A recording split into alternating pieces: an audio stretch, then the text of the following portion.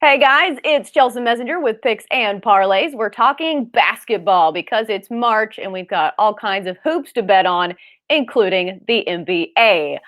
This particular matchup, we've got the Magic visiting the Knicks. Knicks home favorites here, -4.5. The advanced line, 209.5 is looking like the total. You've got the Magic coming in at 13-26, 18-20-1 against the number. Meanwhile, the Knicks are 20-21. 24, 17, and 1 against the number. We've got Sean Higgs joining us to break this one all down.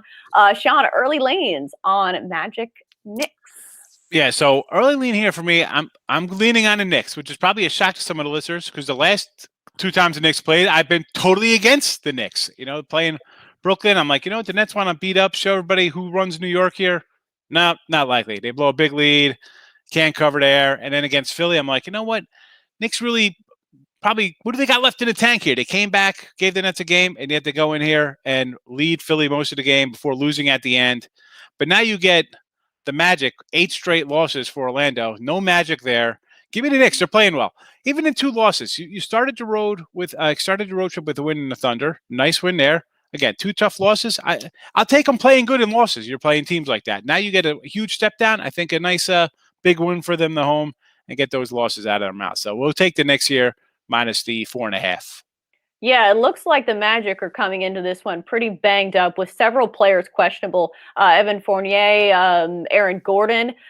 So it's probably going to be the Nikola Vucevic show, which sometimes he can get his numbers and, put up crazy numbers when it comes to fantasy points, but they can still lose because you need a little bit of depth, in the NBA night to night. Looking at a total of 209.5, which seems low, but like I said, the Magic are missing or possibly missing quite a few of their players.